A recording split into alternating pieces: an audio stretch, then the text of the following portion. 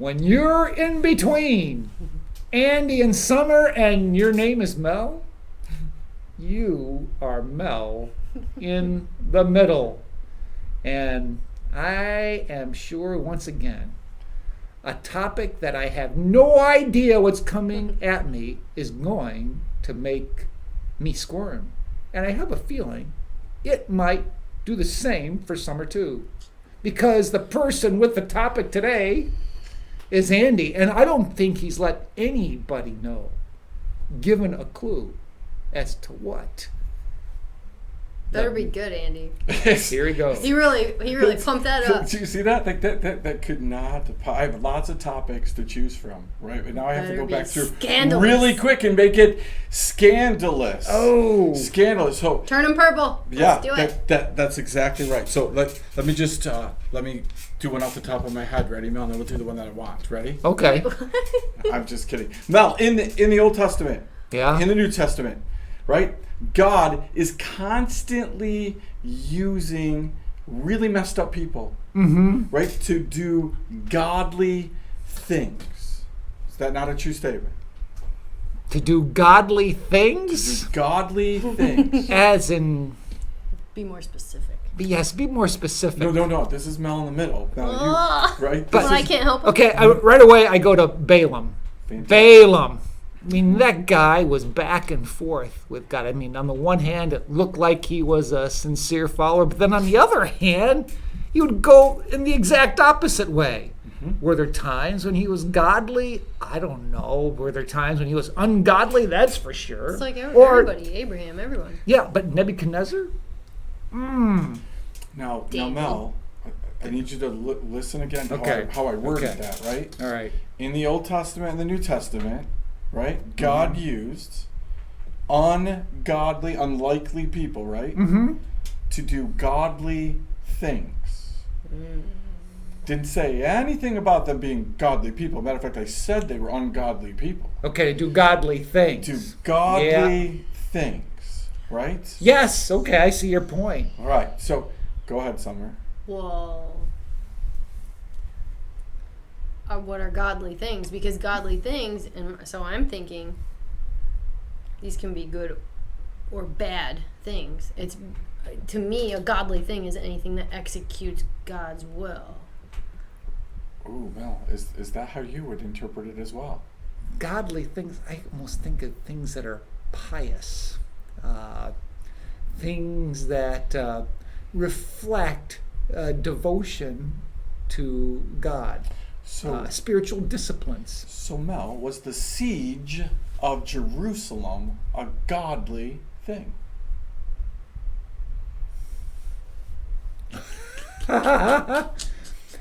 I feel like the Romans in that situation, you're talking about AD 70. Talking about that one or Nebuchadnezzar, or I'm talking about any of the ones where Jerusalem is siege, right? They were a tool in God's hands to execute judgment. A godly thing. So was it a godly thing? It's God's plan. Yes, God's plan. It better, because it was actually prophesied, right? It was actually yes, right. That's right. What I'm saying. Well, he wrote said that this is going to happen, right? So again, we've got this thing, like today, we live in this world, right? We have this whole idea of godly people doing godly things. So pretty much anything that godly people, that we deem godly people do, is godly things, right? Right. But the Old Testament is full of ungodly people doing godly things, right? Like, for instance, Rahab. Yeah. Right? We would not classify Rahab as a godly person, would we? No. We would classify her definitely in the ungodly categorization, right? She was a prostitute, is what the Bible tells us. Right. And she led other women into prostitution, right? And had a nice little home where they took care of people, right? In a way that we would say wasn't taking care of people. It's called a brothel. That's exactly right? It was called on the outer wall of the city, right? But we would agree that while she was doing ungodly things, godly men, we would say, because they were Israelites, godly men made their way to her home. Yeah. Why would that be? I think she acted in faith. she acted in faith, right? But the question remains, what were these godly men doing in her ungodly place in the first place? Dun dun dun. That's a good question. No, I mean, were they led to her? I don't know right offhand the answer to that very good question. But if they were led to her, then how is that ungodly place being used by God? Why would God lead godly people to an ungodly place, Mal? For the purpose of conversion? I mean, you hear today of a ministry that is specific to women caught up in a place like you've mentioned, and there is a work by a woman who's been converted to change the hearts of those that are there. Yeah. But the ultimate yes or no question, Mr. Mel, Yeah. is this. Would God bring godly people to an ungodly place? To do godly things. I would say yes, of course, to do godly things. Yes. So then my question is really following that up is how do we know when God is doing these things? How do we know when God is leading godly men or women to ungodly places to do godly things, and when men and women are going to ungodly places to do ungodly things? How do we know? Because again, we're really good in the church at judging these things, and like figuring these things out. I might be being sarcastic, right? No, all churches have the gift of discernment, Andy. They do, and they should have the gift of discernment. But most of the time, we just blanket these things, right? We say, God, a godly God would never. He would never do this, Mel. He would never use Rahab. Oh, you take me back to seminary days when there was a team of seminarians who would go to Lexington, and the place that they would hang out at was what was known as the gay bar. So there was ministry going on there on the street outside the gay bar as well. I never went into it. I just had no interest in going into it. I didn't do it regularly. That is, go with that team of people who did that on Saturday nights. Mm-hmm. But some of them would go right in there and talk with them. I would say that was godly people being sent to an ungodly place to do godly things.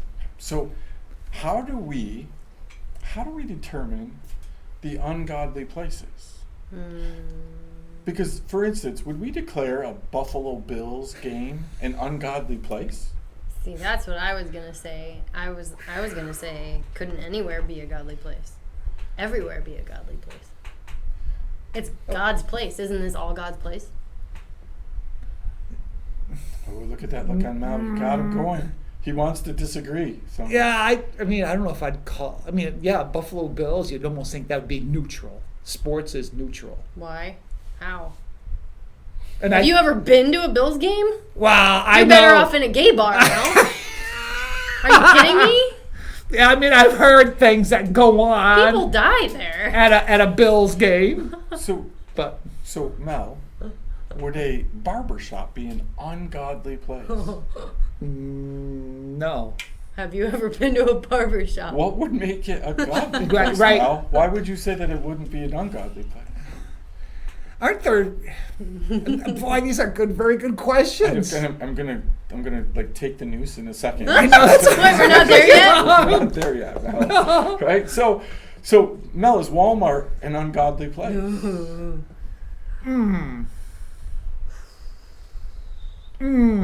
My first thought is no. Because what is the matter with the mere sale of merchandise? Well, can I? Go.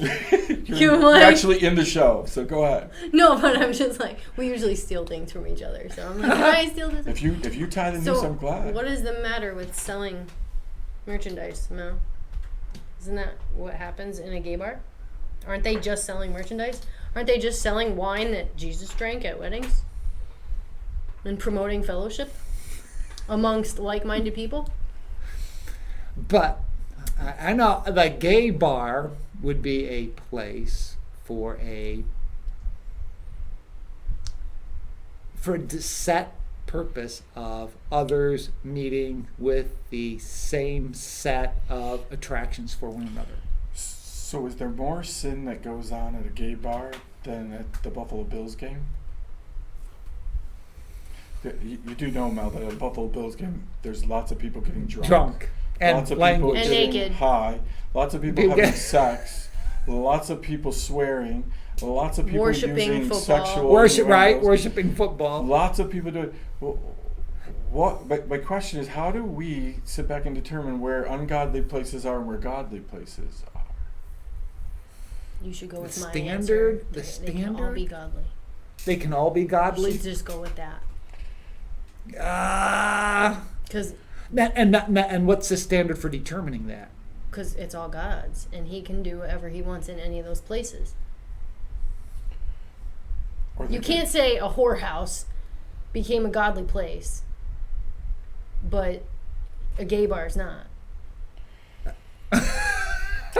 If we I'm if we just take I know. if we take the same football stadium, Mel, Yeah. and on Sunday we have a Bills game, but on Saturday night we have a Billy Graham crusade, does it suddenly become a godly place? On a Saturday night? Sure. Yeah. Absolutely. I would say yes, because the purpose of that gathering is to exalt God and bring people to Christ. So would an ungodly place be any place where the purpose isn't to exalt God? So Walmart. Is it Walmart's, is it their goal to exalt God? No, it's not. So then would it, by that definition, would it be an ungodly place?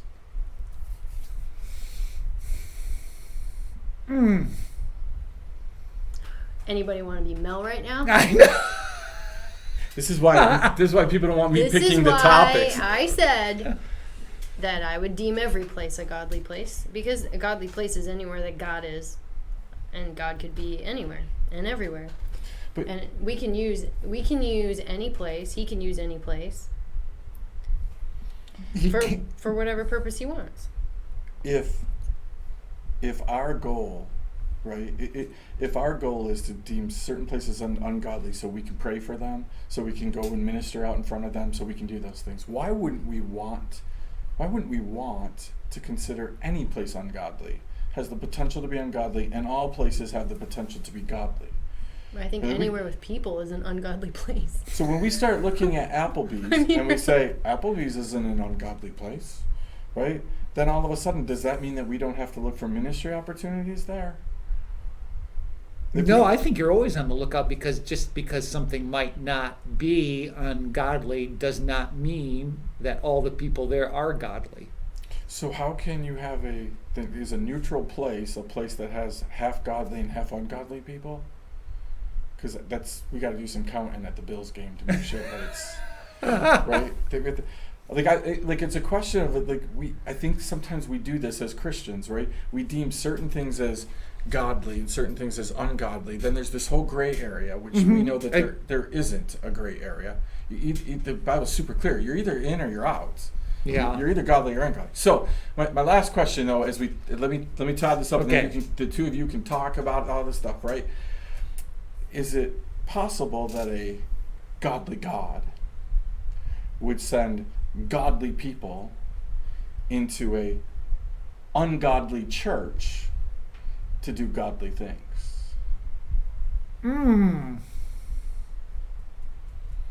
Yeah, I think that's possible. Yeah. But all churches are godly, Mel. I would really. I don't think that's the case, because I think some churches are just rejecting the gospel. Do you think that How do there are I- Walmarts that are better than churches, Mel? Do you think there are Bills games that are better off than churches? I think you start going into degrees. What kind of degree? I think they are better off than some of those churches, because And- they're at least not professing to be Christians. I would agree with that. They're just saying they are what they are. Yep. Yep, you know what you're getting when you go to Walmart, whereas some churches you don't know what you're gonna get when. I don't know. You don't know what you're gonna Theoretically- get at Walmart either, bro. I know. You know what? That's funny because in another video I said the modern day church is Walmart with a steeple on it. So you kind of don't know what you're gonna get, right? Yeah. You might get sweatpants. You might get like. Well, that's more of Walmart influencing the church rather than the church influencing Walmart. So That's a whole nother video. it's possible that God would send godly people to ungodly places. I think we've pretty much established that. Yeah. To do godly things. Yep. Probably the thing that we need to be most concerned about is that we're not prejudging those places. Right? We're not prejudging whether this place is a godly place or an ungodly place. We're simply going where God wants us to go, right? Yeah. And we're doing that. But what happens when we find ourselves in a place that we thought was godly? We've let our guard down a little bit because we thought this is a safe place, but we find it to be ungodly.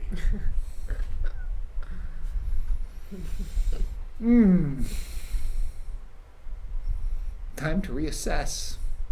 Meaning, what you thought was godly is not what you're getting, and if you're going there because you merely thought it was a godly place, as in a church, Yeah. then you would have to reflect with thorough theological reflection to decide whether yes or no. That is, stay in or move on. Now, would it be possible that God sent you to that ungodly place to be godly?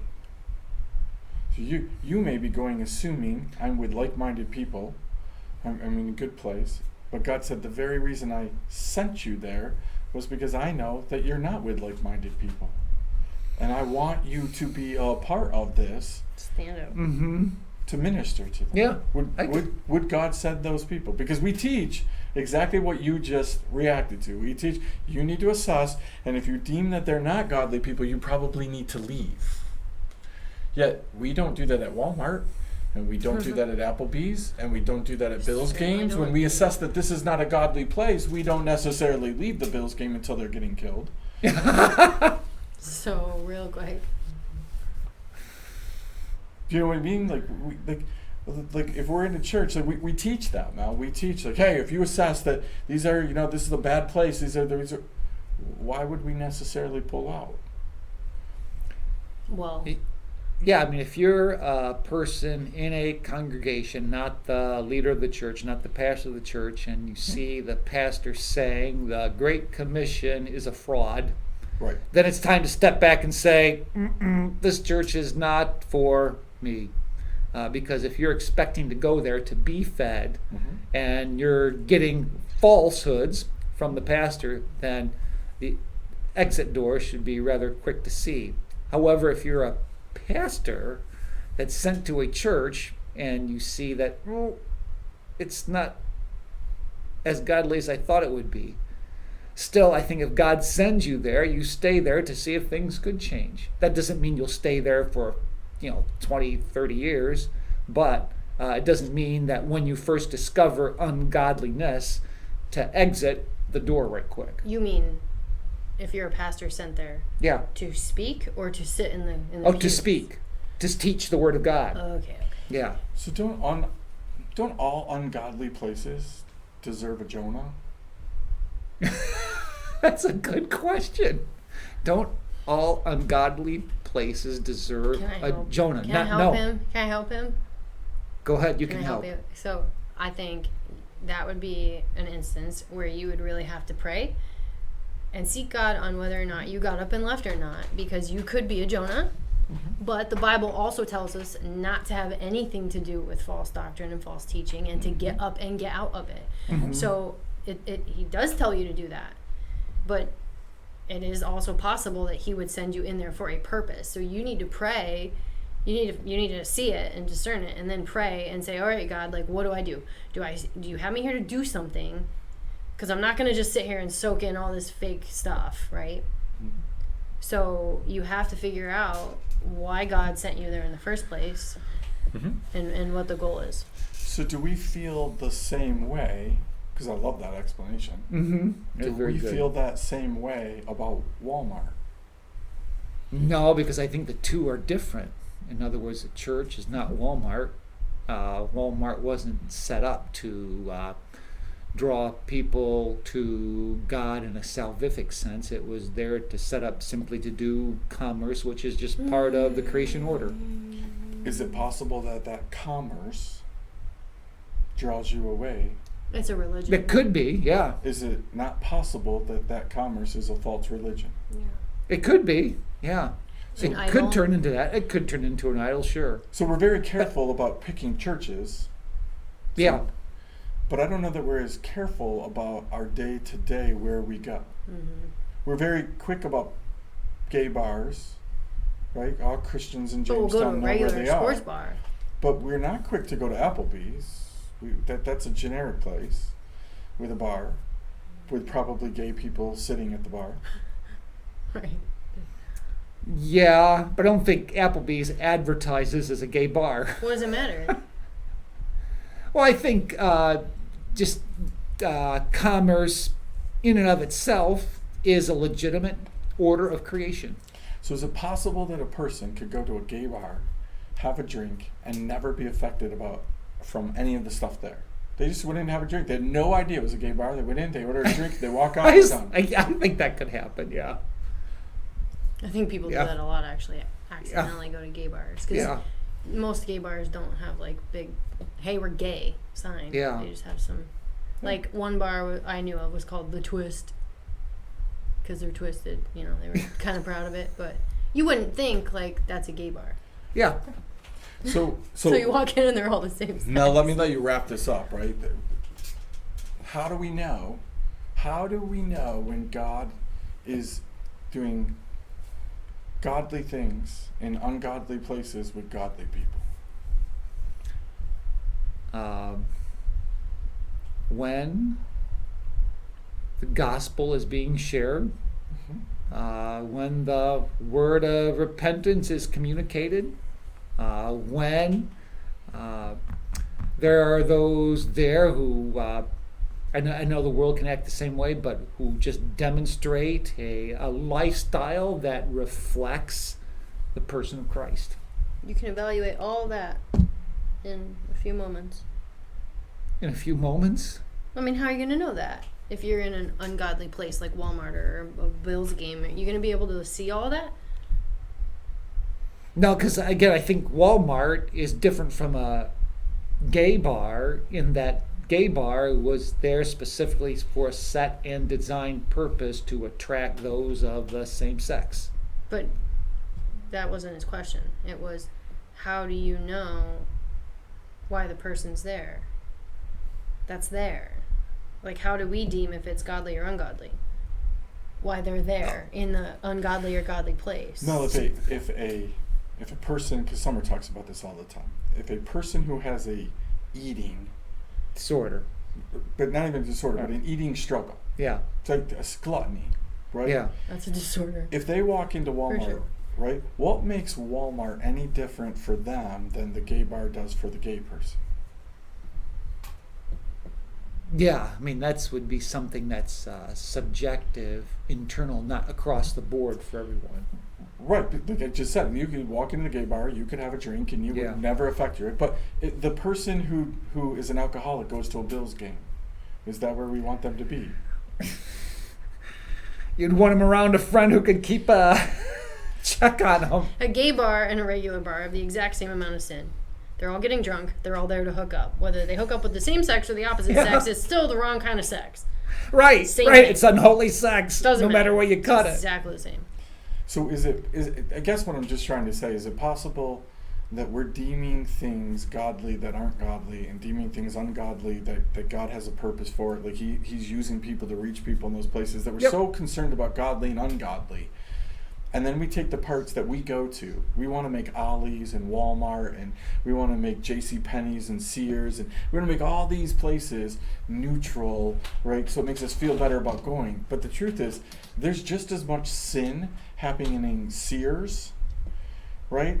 For the fact that you have people who are spending money that they shouldn't be spending. They're not good stewards, right? You have people that are doing things in dressing rooms that they shouldn't be doing, right? You have people that are stealing, right? You have people working there that are cheating. You have people that are, you have all this sin going on, but because it's a place we go, we're like, I don't want to call it ungodly, but I also feel like that's the same thing about some of our churches.